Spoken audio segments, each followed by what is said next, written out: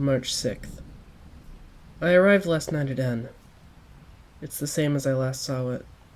The crosses glitter on the churches, the sledges creak as they glide over the crisp snow. The mornings are frosty. There are ice flowers on the window panes. The bells of the monasteries are calling to Mass. I love the town. I was born here. I have a passport bearing the red seal of the King of England and the signature of Lord Lansdowne. The passport certifies that I, George O'Brien, British subject, have undertaken a journey to Turkey and Russia. I am registered as tourist by the Russian police. The hotel bores me to weariness. I know so well its hall porter and his blue tunic, its gilt mirrors, its carpets. There is a shabby sofa in my room and dusty curtains. I have placed 3 kilograms of dynamite under the table. I have brought it from abroad. The dynamite smells of a chemist's shop. I have headaches all night. I'm going out for a stroll presently. The boulevard is dark. A fine snow is falling. The clock is striking at a distance. I'm quite alone. Before me lies the peaceful life of the town and its slothful people. In my soul resound the sacred words, and I will give thee the morning star. March 8th. Erna has blue eyes and heavy plaits of hair. She clung to me and entreated me. Will you love me a little? Some time ago she gave herself to me like a queen. She never asked for anything in return, and entertained no hopes. Now she implores me for love like a beggar. And I looked through the window on the square covered with snow, and I said to her, Look how immaculate the snow is. She dropped her head and did not answer. I then said, I was out of town yesterday, and saw even a purer snow. It was quite rosy, and the shadows of the birch trees were blue. I read in her eyes. Why didn't you take me with you? Look here, I began again. Have you ever been deep in the country in Russia? She answered, No. Well, in the early spring, when the new grass begins to show in the fields and the snowed drops bloom in the woods, the snow still lies in the ravines, and it looks so odd, the white snow and the white flowers. Have you ever seen that? No? Can you imagine what a strange sight it is? She whispered, No. And I was thinking of Elena. March 9th. The governor lives in an old house under a double guard of sentries and detectives. We're a small group of 5. Fedor, Vanya, and Heinrich are disguised as sledge drivers. They watch his movements and report their observations to me. Erna is an expert in chemistry. She will prepare the bombs. I'm sitting in my room and studying the plan of the town. I am mapping out the roads we must follow. I try to reconstruct his life, his daily habits. In my thoughts, I am present at the receptions in his house. I take walks with him in the garden behind the gate. I hide beside him at night. I say prayers with him as he goes to bed. I caught a glimpse of him today. I was waiting for him in the street, and I walked up and down the frozen sidewalk for a long time. It was getting dark, and the cold was severe. I had already begun to give up hope when suddenly the police inspector at the corner brandished his glove. The policeman stood at attention. The detectives ran in all directions. A death-like silence filled the street. A carriage came swiftly past me. The horses were black, and the driver had a red beard. I noticed the curved handles of the doors, the yellow spokes of the wheels. A sledge followed closely behind the carriage. I could hardly discern his face as it rapidly passed before my eyes, and he did not notice me. I was part of the street for him. I slowly turned home. I felt happy. March 10th. I am not conscious of hate or anger when I think of him. At the same time, I do not feel any pity for him. As a personality, he leaves me indifferent. But I want him to die. Strength will break a straw. I don't believe in words. I do not want to be a slave myself, and I do not want anyone else to be one. Why shouldn't one kill? And why is murder justified in one case and not in another? People do find reasons, but I do not know why one should not kill, and I cannot understand why to kill in the name of this or that is considered right, while to kill in the name of something else is wrong. I remember the first time I went hunting. The white crop fields were red. There were cobwebs everywhere. The wood was silent. I stood on the edge of the wood close to the road ravaged by the rain. The birches were whispering. The yellow leaves were flying up and down. I waited. Suddenly there was a confused movement in the grass. A hare, looking like a small gray bundle, rushed out of the bushes and squatted down cautiously on his hind legs. He looked about him. I tremblingly lifted my gun. An echo resounded far in the woods. There was a puff of blue smoke amongst the birches. On the darkened grass, wet with blood, the wounded hare struggled and whimpered like a baby. I felt sorry for him. I fired a second shot. The wailing ceased. At home, I forgot all about him as if he had never existed, as if I had not taken from him that which was most precious to him, his life. And I asked myself why I suffered when I heard his outcry, while the fact that I killed him for my amusement did not arouse any emotion in me. March 13th. Elena is married and lives here. That is all I know about her. Every morning in my leisure, I go strolling on the boulevard to see her house. The white frost is soft like down. The snow creaks under my foot. I hear the slow strokes of the tower clock. It is 10 o'clock. I sit down on the bench and patiently count the minutes. I say to myself, I did not meet her yesterday, but I may today. I saw her for the first time a year ago. I passed through N in the spring and went one morning to the large park. The ground was damp. The tall oaks and the slim poplars loomed above it, lost in an all-pervading silence. Even the birds did not sing. There was only the low murmur of the brook. I watched its ripples. The sun gleamed on the water which purled. I listened to the sound. When I lifted my eyes, I saw a woman on the opposite side. She did not notice me, but I knew that we were listening to the same thing. The woman was Elena. March 14th. I'm sitting in my room. Someone on the room above me is playing the piano. I can hear it, but faintly. The sound of footsteps is lost in the soft carpet. I'm used to the uncertain life of a revolutionary and its loneliness. I do not think of my future, and I do not want to know it. I try to forget the past. I have no home, no name, no family.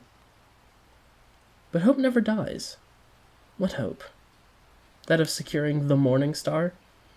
I know well. We have killed yesterday. We will kill today.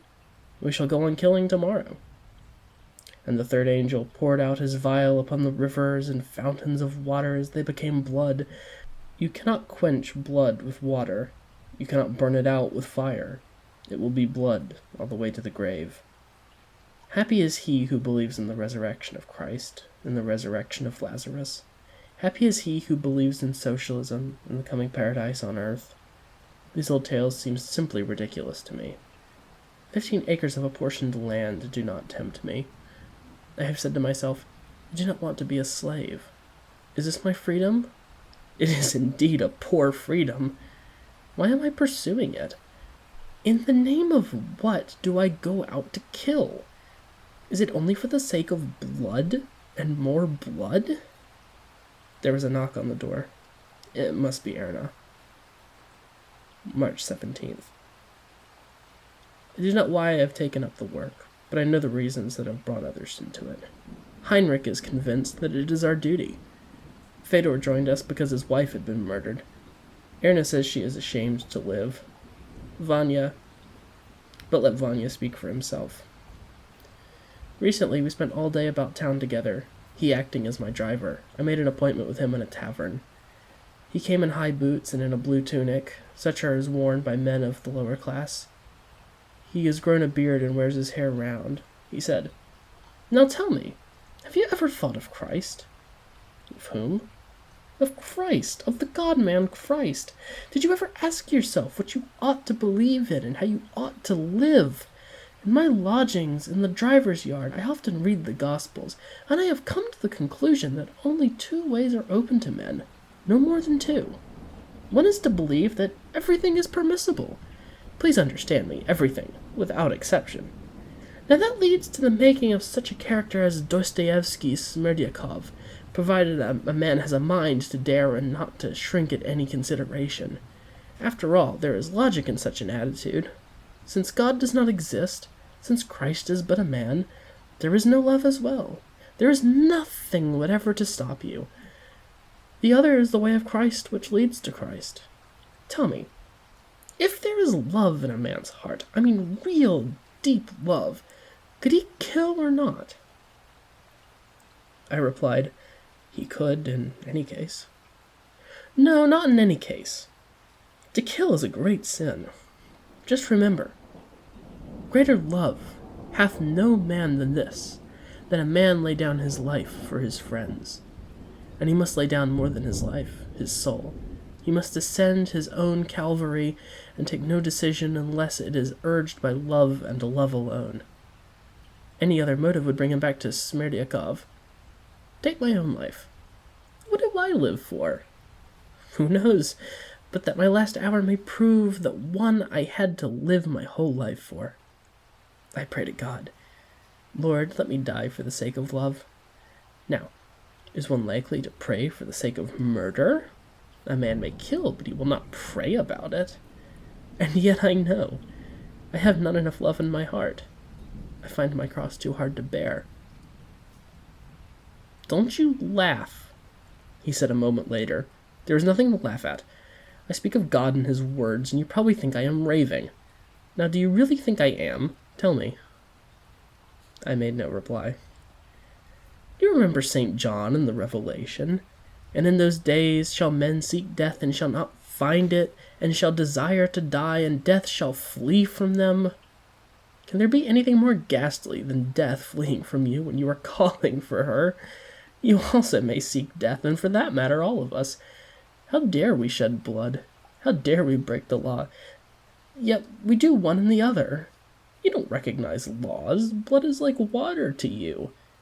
But remember, the day will come when you shall recall my words. You will long for the end, and the end will not come. Death will flee from you. I believe in Christ, indeed I do. But I am not with him. I am not worthy of him, and I am bespattered with mire and blood.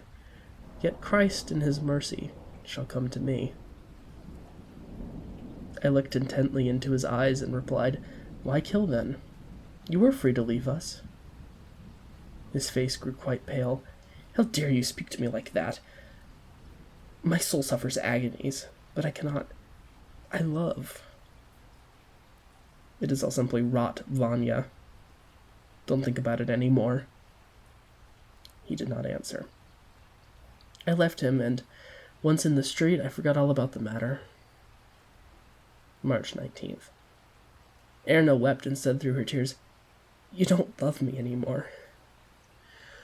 She was sitting in my armchair and covering her face with her hands. How strange that I never noticed before how large her hands are. I looked at her very intently and said, Don't cry, Erna. She lifted her eyes and looked at me. Her red nose and her drooping underlip made her ugly. I turned away from her towards the windows. She rose from her armchair and tugged timidly at my sleeve. I'm sorry, dear, she said. I won't cry any more. She cries rather frequently. First her eyes reddened, then her cheeks began to swell, until finally a few barely perceptible tears began to roll down her cheeks. What silent tears they are. I took her on my knees. Listen, Erna, I said to her. Did I ever say I loved you? No. Did I deceive you? Did I not tell you that I loved another woman? She did not answer. She only shivered from head to foot. Answer, please. Yes, you did tell me that. Now listen. I will tell you when I get tired of you. I promise not to hide it from you. You trust me, don't you? Oh, yes, I do. Well, that settles it. And now stop your crying. I have no one but you. I kissed her. She looked happy as she said, Oh, how I love you. But I could not help noticing her large hands. March 21st. I do not know a word of English. I speak a broken Russian in the hotel, in the restaurant, and in the streets. This leads to occasional unpleasantness. I went to the theater last night. A stout businessman with a red, perspiring face sat next to me. He breathed heavily through his nose, and he was half asleep during the performance. Between the acts, he turned to me with the question, "What is your nationality?" I did not reply. "Don't you hear?" he asked again. "I want to know what your nationality is." I answered without looking at him. "I am a subject of His Majesty the King of England." This did not seem to satisfy him. "Whose subject did you say?" he asked again. "I am English." "Oh, English. Are you? Then you belong to the worst nation on earth. They helped the Japanese to sink our flagship at Tsushima. That's what they did. And now you just come over on a trip to Russia as if nothing had happened? I'd put a stop to that." People began to look at us. "I must ask you to stop addressing your remarks to me," I said in a low voice. "I will hand you over to the police, that's what I'm going to do," he went on, raising his voice. "Look at that man! He might be a Japanese spy for all I know, or a swindler of some other sort. An Englishman indeed. I wonder why the police don't keep a sharp lookout." I felt for the revolver in my pocket. "I ask you once more to shut up," I enjoined him. "Shut up, you say? No, sir, let us go to the police station, you and me. Then they will find out what's what. Spies are not allowed in our country, let me tell you. No, I say 3 cheers for Holy Russia." I got up and looked straight into his round, bloodshot eyes. "I warn you for the 3rd time, shut up." He shrugged his shoulders and sat down without a word. I left the theater. March 24th. Heinrich is just 22. As a student, he used to speak at meetings. In those days, he wore glasses and long hair. Now he has become rather coarse, like Vanya. He is lean and usually unshaven. His horse is also lean. The trappings show much wear. The sledge is a second-hand bargain. He is the usual sledge driver for the poorest class. The other day, he took me and Erna out for a drive in his sledge. When we had passed out of the town gate, he turned round and said, "I had some trouble with a priest a few days ago. He gave me an address in Round Square and arranged to pay 15 kopecks for the fare. Now, I did not know where this place was, and simply drove him round and round the streets until finally he lost his temper and began to abuse me. 'You scoundrel,' he said, 'you don't know your way. I will hand you over to the police.' A driver," he went on, "ought to know the town as well as if it were his own bag of oats. You surely have got your certificate by fraud. You must have bribed someone with a ruble or so, and they let you pass without an examination." I had the greatest difficulty in conciliating him. "I humbly beg your pardon, sir," I said to him. "Do forgive me for the sake of Christ." And he was right. I had not passed the examination as required. I got the tramp Karpushka to pass it for me, and I paid him 50 kopecks for his trouble. Erna hardly listened to him, but he went on with great volubility. "I had another adventure quite lately. I was engaged as a driver by an old gentleman and his wife. They seemed to be a decent people of the better class, quite an old pair. I drove them through Long Street just at the moment when the tram-car paused at the stopping place. Without as much as looking at it, I darted across the rails. The old gentleman in the sledge jumped to his feet and kicked me violently on the back of my neck. 'You villain,' he cried, 'do you want us to get run over? What do you mean by driving like a madman, you dog?' 'Your Highness need not be alarmed,' I said. 'It's quite simply a matter to get across. There was plenty of time before the car moved on.' Then I heard the woman say to him in French, 'I wish, Jean, you didn't get into such fits of rage. It's very bad for your health, and the driver is, after all, a human being.' She actually said that. A driver is, after all, a human being. And he answered in Russian, 'That may be true, but this fellow is a beast for all that.' 'Oh, Jean,' she said, 'you ought to be ashamed to speak like that.' Then I felt him tapping my shoulder. 'I am sorry, my friend,' he said.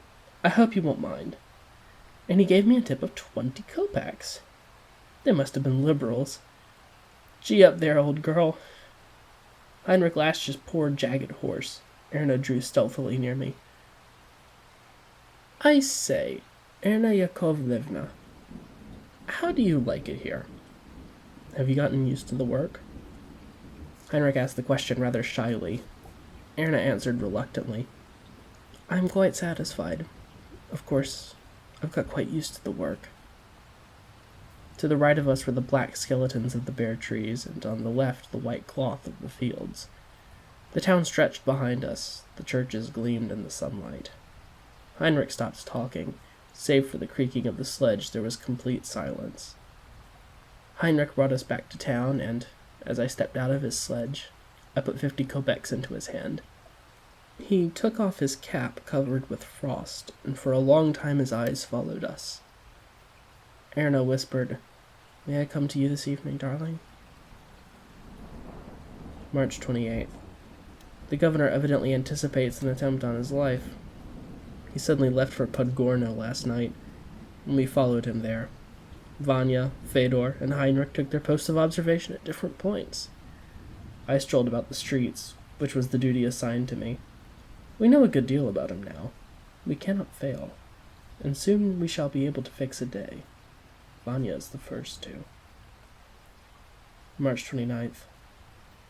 Andrei Petrovich is here. He is a member of the Central Committee, and he has to his credit long years of hard labor in the mines and exile in Siberia. He has lived the life of an old revolutionary. He has melancholy eyes and a pointed gray beard. We went together to a restaurant. "You know, George," he began in an embarrassed manner, "there is some talk of suspending the work for some time. What do you think of it?" "Waiter," I called out, "put on The Bells of Cornville and the gramophone." Andrei Petrovich lowered his eyes. "You won't listen to me," he said, "yet it's a very grave matter. How can our present tactics be reconciled with parliamentary work? We must take a definite and consistent stand. One thing or another. We must either adopt constitutional principles and try and get into Parliament, or frankly set up opposition. And then, of course, well, what do you think?" "What do I think?" "Nothing." "But please, do make up your mind. Things may come to the point of dismissing you. I mean your organization." "What?" I asked rather sharply. "To dismiss is not the right word, but, well, how should I put it? Of course we know, George. We understand. We are aware of what a disappointment it would be to our comrades. We value you so highly.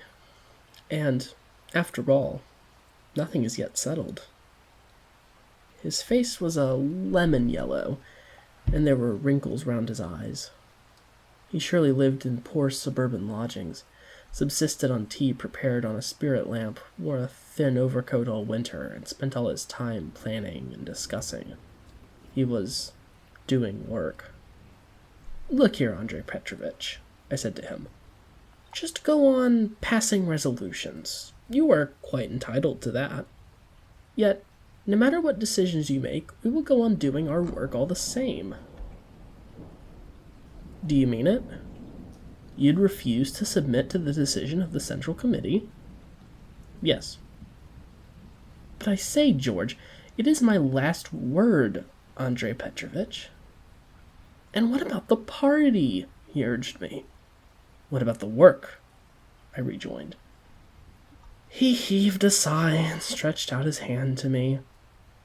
"I'm not going to repeat to them what you have told me," he said. "I hope things will turn out all right somehow. You are not provoked with me, are you?" "No." "Goodbye, George." "Goodbye, Andrei." The sky was thick with stars, a sign of approaching cold weather. The small deserted streets had an uncanny look.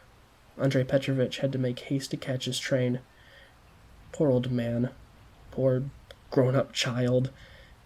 Yet, theirs is the kingdom of heaven. March 30th. I have resumed my strolls near Elena's house. It is a very large, gray, and massive structure. The landlord is a merchant, Kuparasov. How can Elena live in such a house? I know it is stupid to stand in the frost and to walk again and again past closed doors to wait for something that is not likely to happen. Suppose I should really meet her. Would that make any difference? Surely not. I met Elena's husband yesterday in the main street. I saw him first at a distance, and he stopped at a shop window to look at some photographs. He had his back turned to me. I came nearer and stood at his side. He is a tall, slim, fair-haired man of about 25, an army officer. He turned round and knew me at once. I saw malice and jealousy in his eyes, which darkened at recognition. I don't know what he saw in mine. I am neither jealous of him nor do I hate him, but he stands in my way. There is something else. As I looked at him, the words came back to me. If a louse in your shirt mocks you, you are a flea. Then go out and kill. It is thawing today. The rivulets are running down the slopes. The puddles are gleaming in the sunlight. The snow is melting. There is a smell of spring, of the invigorating dampness of the woods and the country air. The nights are still frosty, but the middle of the day the ground becomes slippery, and the roofs begin to drip. I spent the last spring in the south. The nights were pitch dark, but for the brightness of Orion. In the mornings I used to walk down the gravel beach on my way to the sea. The heather was in full bloom in the woods, and the white lilies as well. I climbed the cliffs. The scorching sun shone above my head, and far below me I could see the transparent greenness of the sea. The lizards were darting on the stones, the mosquitoes buzzed in the air. I loved to lie on the hot stones and listen to the waves. Time would pass, and all would suddenly vanish out of my sight. The sea, the woods, the spring flowers. The whole universe became one vast body filled with the infinite bliss of life. And now, Raskolnikov killed an old woman and was himself choked by her blood. Yet Vanya goes out to kill, and he will be happy and blessed. Will he? I wonder. He does it for the sake of love, he says. But does love exist? Did Christ actually rise from the dead on the third day? That's all words and nothing more. No. If a louse is in your shirt, mocks you, you are a flea. Then go out and kill.